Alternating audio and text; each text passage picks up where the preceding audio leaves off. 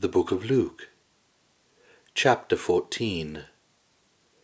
When he went into the house of one of the rulers of the Pharisees on a Sabbath to eat bread, they were watching him. Behold, a certain man who had dropsy was in front of him.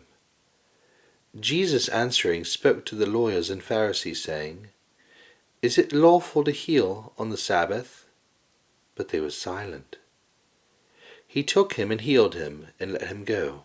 He answered them, Which of you, if your son or an ox fell into a well, wouldn't immediately pull him out on a Sabbath day? They couldn't answer him regarding these things. He spoke a parable to those who were invited.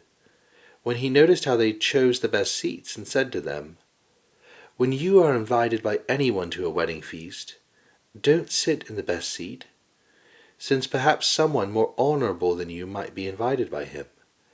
And he who invited both of you would come and tell you, Make room for this person. Then you would begin with shame to take the lowest place. But when you are invited, go and sit in the lowest place, so that when he who invited you comes, he may tell you, Friend, move up higher. Then you'll be honored in the presence of all who sit at the table with you.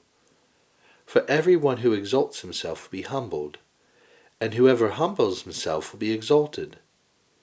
He also said to the one who had invited him, When you make a dinner or a supper, don't call your friends, nor your brothers, nor your kinsmen, nor rich neighbors, or perhaps they might also return the favor and pay you back.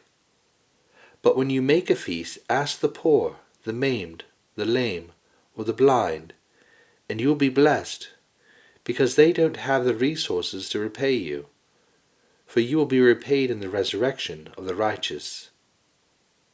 When one of those who sat at the table with him heard these things, he said to him, Blessed is he who will feast in God's kingdom. But he said to him, A certain man made a great supper, and he invited many people. He sent out his servant at supper time to tell those who were invited, Come, for everything is ready now. They all as one began to make excuses. The first said to him, I have bought a field, and I must go and see it. Please have me excused. Another said, I have bought 5 yoke of oxen, and I must go try them out. Please have me excused. Another said, I have married a wife, and therefore I can't come. That servant came and told his lord these things. Then the master of the house, being angry, said to his servant, Go out quickly into the streets and lanes of the city, and bring in the poor, maimed, blind, and lame. The servant said, Lord, it is done as you commanded, and there is still room. The Lord said to the servant, Go out into the highways and hedges, and compel them to come in, that my house may be filled.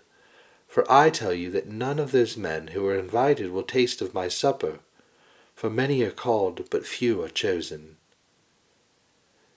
Now great multitudes were going with him. He turned and said to them, If anyone comes to me and doesn't disregard his own father, mother, wife, children, brothers, and sisters, yes, and his own life also, he can't be my disciple. Whoever doesn't bear his own cross and come after me can't be my disciple. For which of you, desiring to build a tower, doesn't first sit down and count the cost, to see if he has enough to complete it? Or perhaps when he has laid a foundation and isn't able to finish, everyone who sees begins to mock him, saying, This man began to build and wasn't able to finish. Or what king, as he goes to encounter another king in war, will not sit down first and consider whether he is able with 10,000 to meet him who comes against him with 20,000? Or else, while the other is yet a great way off, he sends an envoy and asks for conditions of peace. So therefore, whoever of you who doesn't renounce all that he has, he can't be my disciple. Salt is good, but if the salt becomes flat and tasteless, with what do you season it? It is neither fit for the soil nor the manure pile. It is thrown out. He who has ears to hear, let him hear.